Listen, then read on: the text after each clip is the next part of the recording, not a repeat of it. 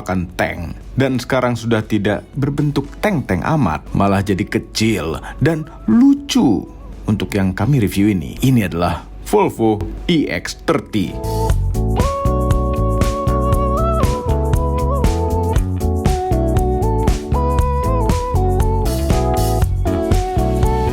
Halo YouTube, selamat datang di channel Motomobi. Bacanya jangan digabung, EX jangan X, nanti jadi mantan 30. Di Indonesia, Volvo image-nya sudah berubah. Yang tadinya adalah salah satu mobil teraman berkonsep seperti tank, bukan GWM tank, literally tank. Kemudian berubah menjadi simbol power karena sempat menjadi mobil menteri. Lalu lebih mengarah menjadi mobil keluarga dengan popularitas wagonnya. Dan ditambah lagi popularitas XC90 yang ya kurang populer saat itu, tapi ya SUV keluarga yang proper. Sekarang ini keluar lagi yang kecil, SUV terkecil dari Volvo, sekaligus mobil listrik termurah dari Volvo. Karena ini adalah generasi pertama, ya jadinya tidak membicarakan sejarahnya. Tapi kalau bicara bibit bebet bobot dari mobil ini, mobil ini tidak dibuat di Eropa, ini dibuat di China. Berbagi platform dengan Smart, ya Smart yang Mercedes itu, dan Zeekr X. Apakah ini rasanya jadi seperti mobil China? Nonton dulu video ini sampai habis dan jangan lupa tekan tombol jempol ke atas agar kami semua bahagia.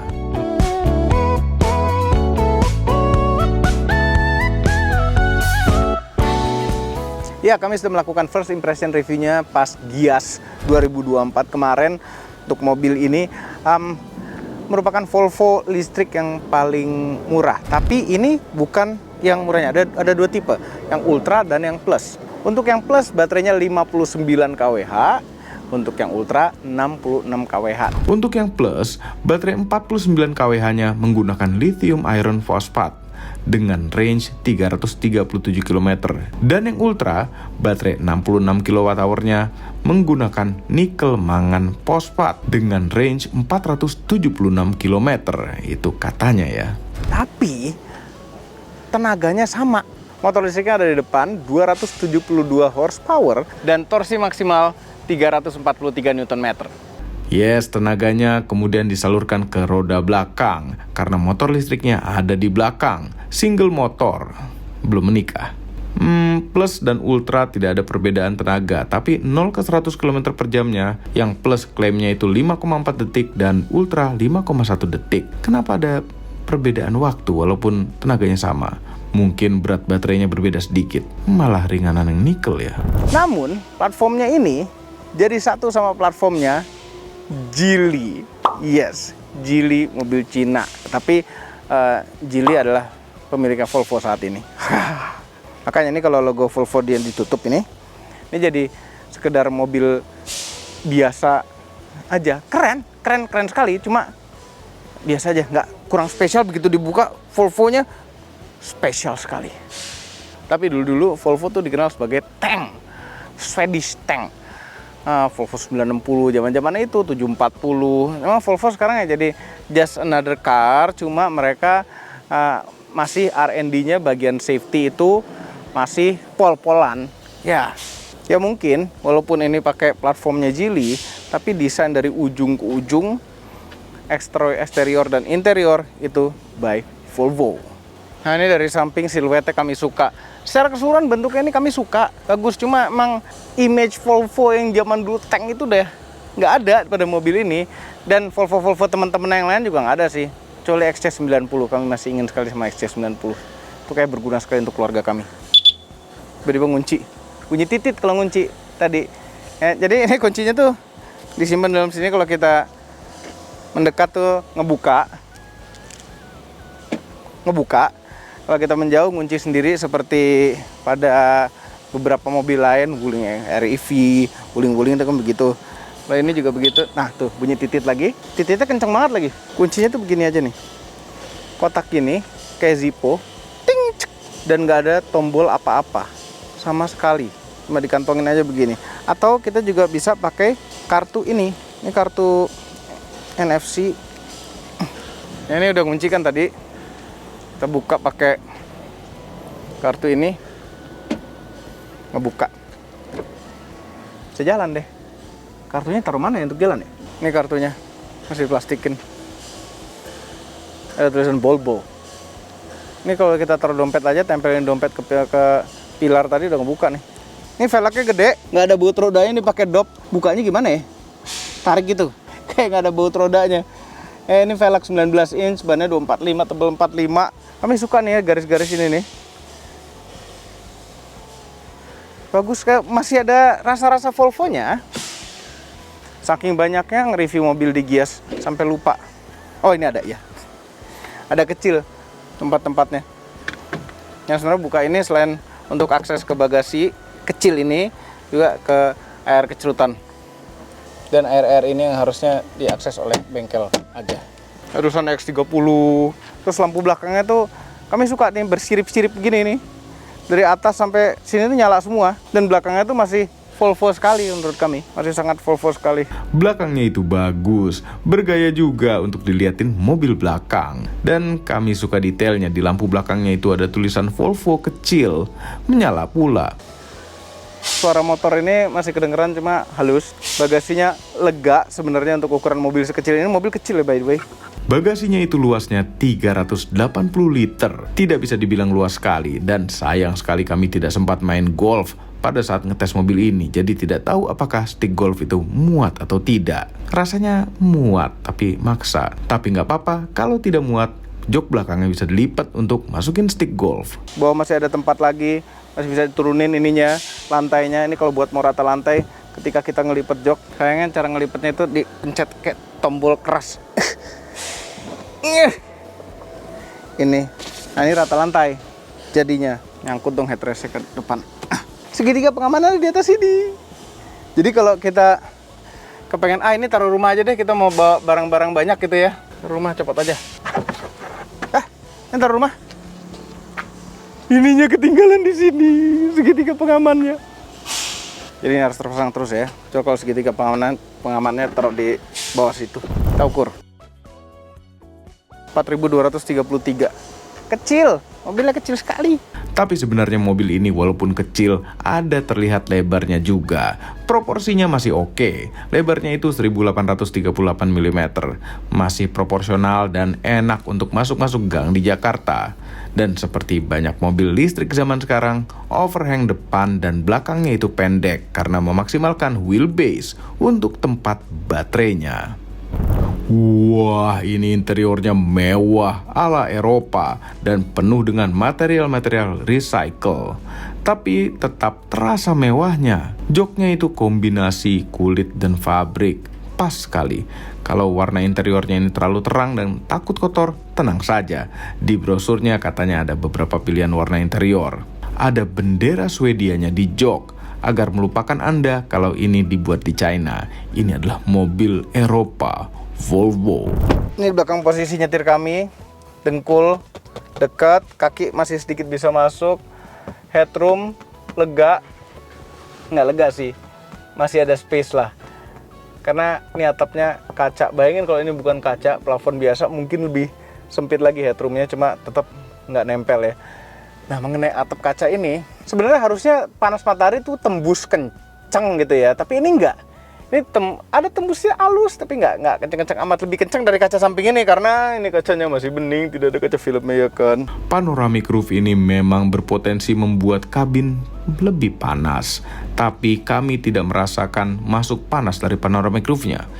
Anyway, panoramic roof ini tidak akan Anda dapatkan apabila Anda memilih yang tipe plus, karena hanya dapat di ultra. Andai roof ini bisa dibuka. Tapi jangan deh, udara kotor bisa masuk. Untung ada detektor tingkat polusi di dalam kabin mobil ini. Dan duduknya ini tegak, walaupun bawahnya nempuk, duduknya lumayan tegak. Headrestnya Volvo sekali. Volvo harus mendesain headrest itu aman ya. Tidak ada armrestnya sama sekali. Jadi Volvo yang biasanya pakai supir terus duduk di belakang, nggak lagi di sini. Ini harus nyetir. Di pintu itu cuma ada handle. Ini bukannya unik tapi nariknya tuh kayak narik apa ini? Puas deh pokoknya nariknya. Nggak ada tombol apa-apa sama sekali, cuma ini aja. Karena tombol buka kacanya tuh ada di sini, di tengah. Pinggir-pinggirnya ada USB-C. Ini ada buat naruh handphone, muat nggak ya? Muat, naruh handphone. Terus kita bisa akses ke box. Bisa dikeluarin. Cuma ini ada gambar macam-macam, bukan gambar sini, ukiran. Ini ada rusanya, ada pepuunan, awan, lagi hujan kayaknya. Kita bisa tarik gitu loh, kayak laci, ternyata enggak. Kantong pintu masih ada, cuma nggak bisa buat naruh botol. Kantong di belakang jok ini masih ada, cuma ini ada detail-detail yang lucu. Walaupun di belakangnya ini kantongnya, dalamnya itu biru. Nah, interiornya ini biru muda, sama seperti eksteriornya. Sepertinya sangat gampang kotor ya. Bukan sangat gampang kotor, sangat gampang terlihat kotor. Kalau kotor mah sama aja semuanya. Karena mobil listrik, bawah tuh hampir rata ya. Duduk tengah masih bisa, di belakang sini masih bisa bertiga. Ada headrestnya sendiri dan seatbelt 3 titiknya. Tapi ya, kebayang kalau bertiga di belakang sini pasti sempit sekali ya kan. Terus nggak ada lubang AC-nya sama sekali ke belakang sini. Jangan-jangan ini harusnya lubang AC, nggak sih? Sama sekali nggak ada lubang AC. Ini benar-benar menganaktirikan orang belakang ini. Oh, ini ada bendera Swedia di sini di joknya. Jok belakang ada nggak? Mungkin joknya bikin di Swedia, sisanya di Cina. Ini nggak ada oh shit barnya sama sekali. Masa pegangan sini sih orang? Tapi ini buat ada ini cargo net ya, buat taruh cargo net ini. Gantungan baju. Oh iya ya, situ kanan kiri gini ya. Itu ada lampu LED. Tapi bukan disentuh tapi ditombol, ditekan. Oh iya. Di sini pinggir-pinggir sini ada tempat naruh-naruh juga, tempat nyimpan. Yakin kalau naruh barang di sini pasti ketinggalan. Ini nggak lazim banget ada tempat nyimpen barang di sini. Oke, nah begitu kita masuk mobil, kita ngantongin kunci, mobil itu udah langsung otomatis nyala. Kita nginjek rem, nggak usah pakai nginjek rem juga sebenarnya, ini udah nyala ini. Cuma untuk ngoper gigi pasti harus nginjek rem. Anyway, interiornya, bagus, ya. Tapi sangat, ini dibilang minimalis juga enggak, cukup rame. Cuma dibikin simple gitu. Kenapa simple? Semuanya terpusat pada layar tengah ini, sampai instrumen clusternya pun nggak ada. Ini ada sesuatu di sini buat ngebaca, ini kotor apa ya? Buat ngebaca mata kita lagi ngelihat jalan apa enggak. Udah, cuma layar ini aja. Tombol-tombol yang berada di luar itu ya ini shifter sebelah kanan, sennya sebelah kiri, dan wiper dan high beam low beam, sama tombol ini buat kaca. Terus pertanyaannya akses kalau kaca belakang gimana? Buka tutupnya dari depan. Pencet rear dulu, itu buat kaca belakang. Terus lock unlock, sentuh modelnya. That's it, tombol-tombol sini-sini nggak ada tombol sama sekali. Terus pertanyaannya untuk urusan lampu gimana? Nyalain lampu gimana? Semua layar. Itu ada di layar. Nah terus pertanyaan tombol hazard di mana? Memang di layar itu ada tombol hazard di kiri bawah. Apapun kita lihat apa di layar pasti kiri bawah tuh hazard. Cuma tombol fisiknya juga ada hazard di atas. Nah ini ada tombol SOS sama tombol chatting. Kita pencet tuh. Nggak berfungsi kayaknya. Ini udah neken yang tombol chatting. Call for assistance. Sending your location and. Tapi penasaran sih. Nggak yakin ada sih. Mau coba? Coba. Thank you for assistance service. Call ended. Langsung mati. Nah ini di interior ini kami agak kurang suka ini nih. Desain ini nih. Ini kayak tembok kecipratan cat. Kayak sesuatu kecipratan cat. Marmer kayak, iya marmer dapur. Cuma kalau ngeliat jadi kayak kecipratan cat, Mang. Anyway, layar. Nah, apa-apa tuh ada di layar. Ini posisi shifter. P. Terus kalau bisa kita pindahin gigi, ini jadi D. Terus ini jadi kecepatan. Tapi sayangnya, ini kan penting nih. 346 km range-nya. Sisanya. Baterai 85%. Itu kecil sekali. Di layar ini kecil sekali, untung cukup gede dan cukup jauh untuk kami lihat dengan tenang gitu, nggak perlu pakai kacamata baca ya kan. Cuma ini maksudnya menurut kami ini penting untuk diperlihatkan besar pada layar ini, karena layar ini satu-satunya media yang bisa kita lihat ya kan. Ada navigasinya dan navigasinya itu Google Maps. Ini sebenarnya adalah suatu tablet. Kalau kita buka ini ada pilihan-pilihan nih. Kami tadi baru download ini. Game balap, jadi bisa main game balap, tapi saya ngontrolnya pakai tuh beach buggy. Nah, close-nya gimana? Udah pencet yang lain.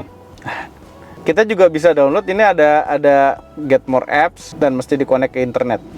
Dari tadi kita connect pakai tether di handphone kami. Cara connectnya adalah sama seperti pada Android juga. Kayaknya harusnya langsung otomatis connect gitu. Nah, tuh connected kan langsung. Ya, kita buka Get More Apps. Tuh kan, langsung ada Talking Tom, ada Waze. Jadi kita bisa download Waze. Jadi bisa pakai Google Maps, pakai Waze. Nih home screen-nya, bagian ini tuh trafficnya, karena ini pakai Google Maps atau Waze, trafficnya tuh bisa hidup. Sayangnya ini nih nggak ada Apple CarPlay-nya. Tapi katanya nanti akan ada updatean yang bisa Apple CarPlay pada layar ini. Kayaknya udah nggak perlu deh Apple CarPlay, karena udah langsung tuh Google Maps sama Waze. Dan enaknya di sini tuh bisa zoom in, zoom out gitu, tinggal di pinch. Kayak pakai Waze di handphone, kayak Google Maps di handphone. Kalau Apple CarPlay kan nggak bisa. Jadi kayak lebih bagus gini navigasinya. Kontrol AC tentu dari sini ya. Kita pencet ini tuh buat suhunya doang. Terus ini buat nyamain suhu kanan kiri. Dia dual zone kanan kiri ya. Pencet AC yang ini. Mobil ini juga membaca PM 2,5. Sekarang moderate yang di dalam kabin. Tuh, ya berarti air quality-nya masih agak lumayan. Terus ini ada timernya, kita mau berapa lama lagi AC akan otomatis nyala. Jadi kalau kita masuk mobil udah dingin. Mungkin mereka sadar kabinnya tuh panas gara-gara atapnya, atau gara-gara nggak pakai film. Anyway, kalau kita pencet mobil ini baru semua sistem-sistem mobil di sini. Jadi kita nyetel spion aja, itu harus pakai layar tengah ini dan ngontrolnya dari jempol. Spionnya itu nengok-nengoknya itu serumah-rumahnya bagus, karena spionnya itu kacanya tuh jadi frameless, keren gitu. Ngelipet juga dari sini dong. Jadi kalau lewat gang sempit, lipet spion, pencet ini dulu, ini pencet spion, pencet fold, close. Oke. Ini bawah ada ambient, kita bisa nyetel ambient kayak gimana yang kita mau pada layar. Mungkin butuh ketenangan ya kan. Kemudian sebelah kanan ini ada untuk kontrol wiper, mau high, medium, atau low. Ini tinggal putar sebenarnya. Dan ini untuk buka lacinya bukan ada di sini, tapi di tengah. Tuh, ini lacinya. Cuma kecil aja gini lacinya. Terus buka bagasi dari layar juga di sini. Nah, ada one pedal driving. Ini ada tombol one pedal driving. Nanti kita tes jalan. Terus ini driver alert. Kita bisa matiin notification about low driver alertness will be turn off. Siapa tahu lebih nggak banyak rewel. Ini agak rewel parking sensor, soalnya begitu deket-deket ada motor mobil lain itu parking sensornya nyala terus nutupin sebagian layar di sini. Ini tidak suka itu. Dan keeping juga tinggal kita matiin dari sini. Car status itu everything is okay, menenangkan ya. Ada TPMS, tuh tekanan bannya agak tinggi tapi masih oke. Trip info, kehematan mobil ini kecepatan rata-rata 22 km per jam, 17 km per kWh, per 17 kWh per kilometer. Itu kalau satuan ini kita ubah jadi kilometer per kWh itu 100 dibagi 17,1 itu 5,8 km per kWh. Kehematannya biasa-biasa saja ya kan, malah cenderung agak sedikit boros, tapi anyway listriknya murah. Ini ada grafik kehematan juga, nggak penting grafik ini. Dan setting-settingan ada di sini semua, termasuk connectivity. Nah, charging kita juga bisa atur mau 90% atau 100%, atau kita bisa custom lagi mau berapa persen fullnya. Beratnya setir kita juga bisa atur, mau soft, ini firm ya. Softnya jauh lebih ringan. Kami lebih suka di firm karena di firm itu lebih rasa setir Eropa. Ada hill descent control, masuk ke dalam setting loh hill descent control. Blind spot information on, rear cross traffic alert. Intinya semua urusan ADAS tuh ada di sini. Kita mobilnya juga bisa nyetir sendiri, ada adaptive cruise controlnya. Nah, audionya itu suaranya enak dan kita bisa set posisinya mana, mau all, driver, atau belakang. Belakang nggak penting, orang sempit gitu. Nggak penting ada orang memuliakan orang belakang gitu. Kalau di driver ini suaranya benar-benar dari sini keluar, audionya rasanya tuh dari sini. Sebenarnya semua speakernya bunyi. Itu seperti dicun sama tukang audio yang mahal, dan suara audio ini enak. Ini Harman Kardon audionya. Kami suka audionya. Ya, tidak sempurna amat, tapi jadi seperti audio tuningan toko audio yang bagus. Dan ini speakernya tidak ada di pintu. Pintunya itu clean. Speaker depan itu ada di dashboard, model soundbar Harman Kardon. Nah di pinggir-pinggir itu ada lubang AC. Ini lubang AC-nya agak unik ya. Emang terasa agak longgar. Cuma ini lucu lubang AC-nya. Ini kan kisi dua. Gini ada dua lubang kanan dan kiri. Ketika begini kita arahin ke kanan, lubang yang sisi sini mati. Hanya lubang yang ini. Karena lubang yang ini ngarahnya ke sini, lubang yang ini ngarahnya ke sana. Kalau kita ketengahin, dua-duanya ngebuka, jadi lurus. Gitu intinya. Mau nutup, ke bawahin habis dia nutup. Oke, ini tadi tombol-tombol udah dibahas. Setir, flat top, flat bottom. Dan konsep setirnya ini seperti setir mobil-mobil yang model setirnya kecil tuh kayak Peugeot 3008, 5008, 2008. Biasanya ada instrumen clusternya di atas sini, cuma ini kan nggak ada sama sekali. Dan karena model kecil begini, posisi nyetir kami itu lebih nggak perlu phone on charger. Iya udah tahu phone on charger. Remember your phone. Ini bisa teleskopik, tapi kalau segini jadi agak kedeketan rasanya. Jadi mesti agak dijauhin sedikit. Biasanya kami seneng yang dekat-dekat dengan badan. Ini kali ini tidak terlalu begitu. Jempol kanan untuk urusan audio, nih volume atas bawah, next previous track. Terus ini ada Hello Google. Hello there. How can I be of service? Can you take me to Plaza Senayan? Navigate. Langsung dia ke Plaza Senayan. I'm hot. Maybe you'd like to go swimming. Maybe you like to go swimming. Enggak, maksudnya mau dinginin AC-nya gitu kali, bisa nggak? Lagi. Can you heat up the car? Kok the car ya? Alright, turning up the temperature by 2 degrees. Tuh kan, bisa. Dia bisa ngontrol mobil juga, ini Google-nya pinter amat. Can you select the shifter to drive? Let's just say that I'm waiting for Google's self-driving car. Dia maunya self-driving car. Anyway, ya, dia cukup pinter karena pakai Google. Curang ya. Jempol kiri ini untuk urusan ADAS ya, ini kecepatan. Terus ini untuk mengaktifkan setir nyetir sendirinya. Terus ini untuk mengganti halaman di sini. Untuk ngaktifin ADAS-nya itu dikebawahin. Ini kalau udah D gitu, dikebawahin lagi, ADAS-nya aktif. Bukan dari sini ngaktifinnya. Kiri yaitu tadi Sen. Sennya itu model yang balik sendiri begitu loh, kayak Subaru, kayak Mini. Kami tidak suka. Di bawah sini banyak tempat-tempat dan bisa ditutup. Jadi kalau ini udah berantakan, tutup. Itu ada 2 buah colokan USB-C, ada 2 tempat naruh handphone, sebelah kiri doang yang wireless charging. Terus ini lega gitu kepraktisan di bagian situ. Nah, cup holder di mana? Cup holdernya ada di sini. Nggak mau 2, 1 aja. Bisa 1 aja. Itu bagus cup holdernya, makanya ini nggak bisa dibuka sama sekali. Karena nggak ada apa-apa dalam sini. Ini isinya cup holdernya itu. Lacinya nggak ada, lacinya cuma di tengah sini. Buka lacinya itu ini. Spion tengah model frameless. Nih di atas ada defogger depan. Ada tombol sendiri kan defogger depan.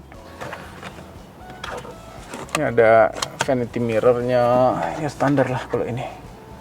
Kita jalan yuk. Ini udah banyak dibahas waktu di Gias. Sekarang saatnya kita coba jalan mobil Volvo EX30 ini.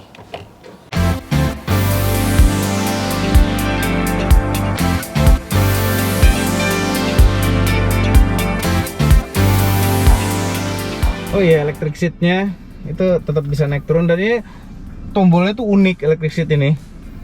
Cuma 1 gitu doang.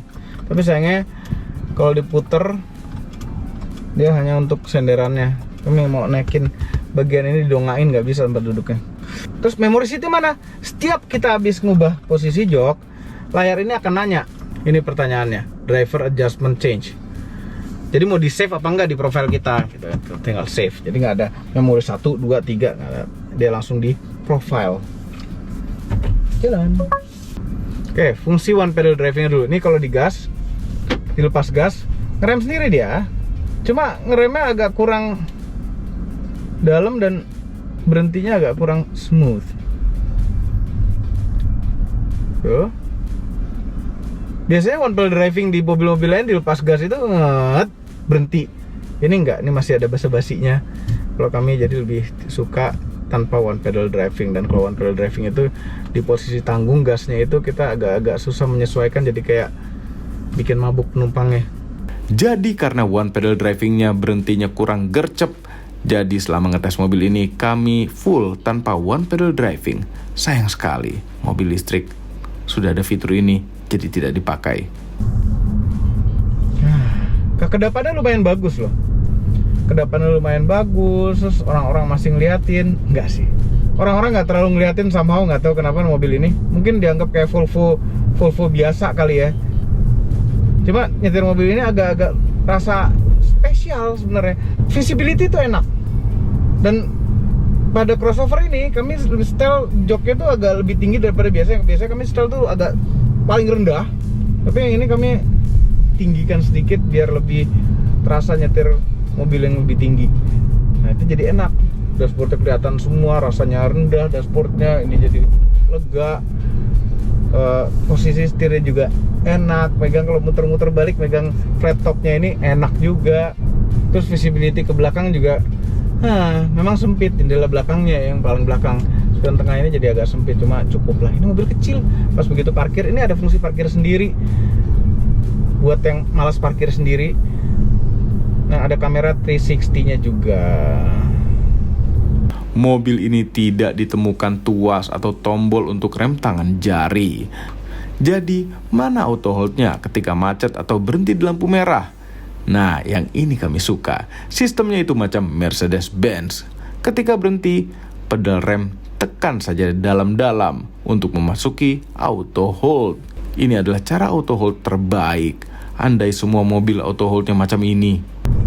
Kemudian suspensinya ini enak, nyaman, nggak terlalu keras, nggak terlalu empuk, cenderung ke arah empuk memang.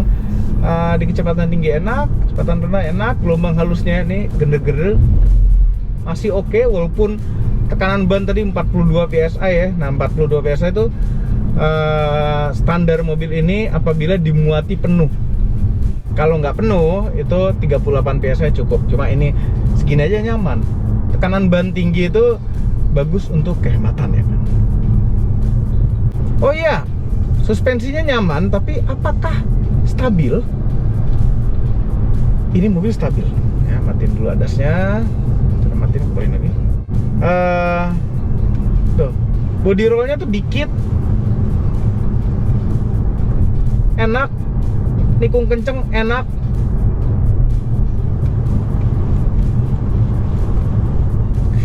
Setirnya tidak sederek itu, tapi nyaman. Dan ada rasa mahal di setirnya kalau di setel paling berat. Suspensinya itu memang enak, tapi entah kenapa lama-lama naik mobil ini suspensinya jadi terasa berkurang kenyamanannya. Ada gelombang halus yang terasa lebih keras jadinya, khususnya pada kecepatan tinggi. Biasanya pada mobil Eropa dan kebanyakan mobil baru yang mahal itu pada kecepatan tinggi tidak terasa kencangnya. Tapi kalau yang ini ya tetap terasa kecepatan tinggi. Sekarang kita putar balik. Ini mobil kecil, memang wheelbase-nya juga kecil, radius putarnya kecil. Radius putarnya bagus. Kecil sekali radius putarnya, seneng.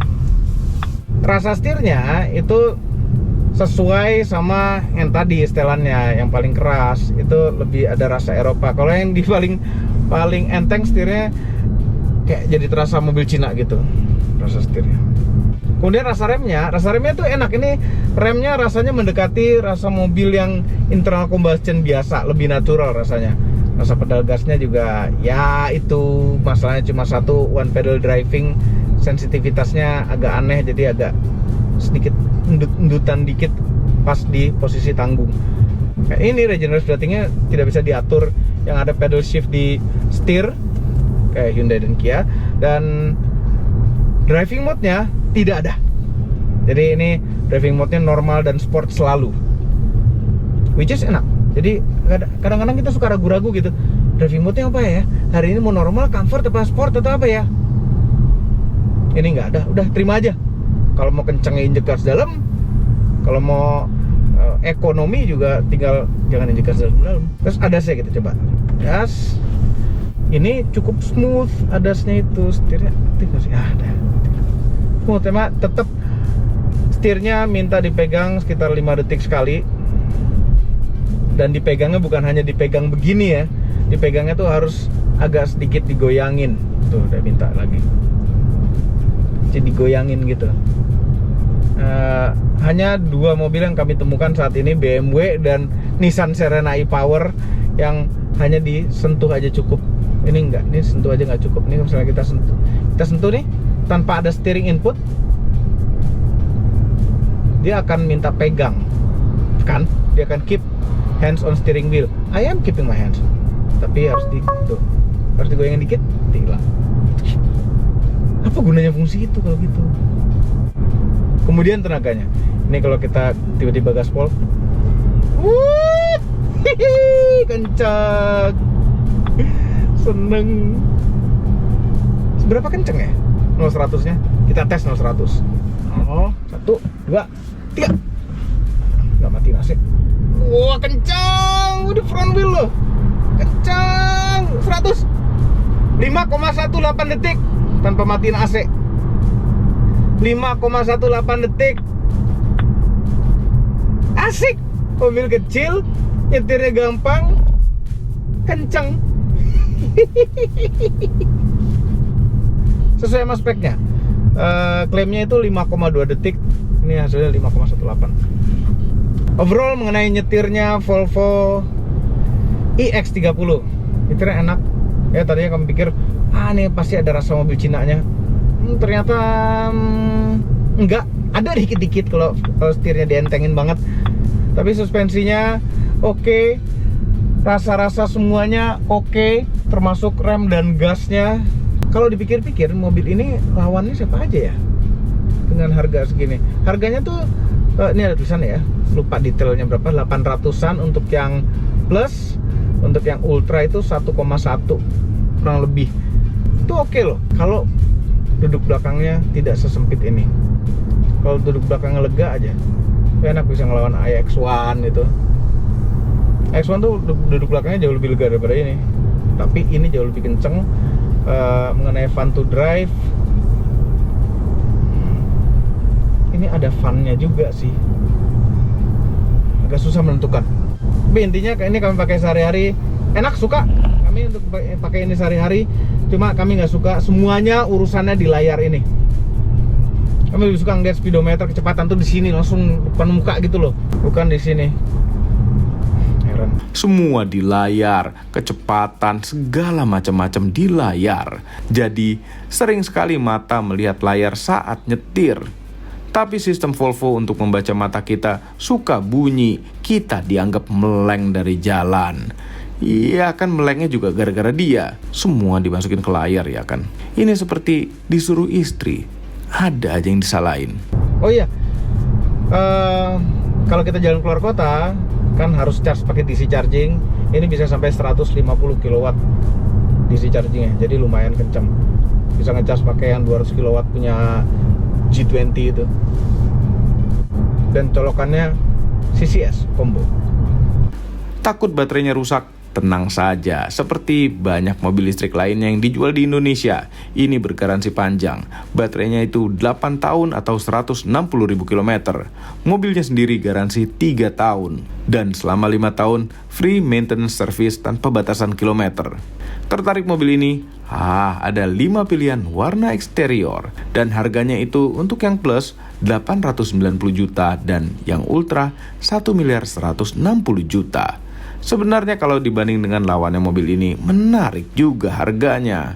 Kalau ada yang merasa ini terlalu mahal, mungkin karena kurang kaya saja. Atau ya, jangan dibandingkan dengan merek China. Walaupun yang ini Oke, ada beberapa kelemahan yang mengecewakan memang. Duduk belakangnya sempit, dan segala urusan pakai layar, Apple CarPlay masih nunggu update. Tapi statusnya kami lumayan suka dengan mobil ini. Beli atau tidak ya?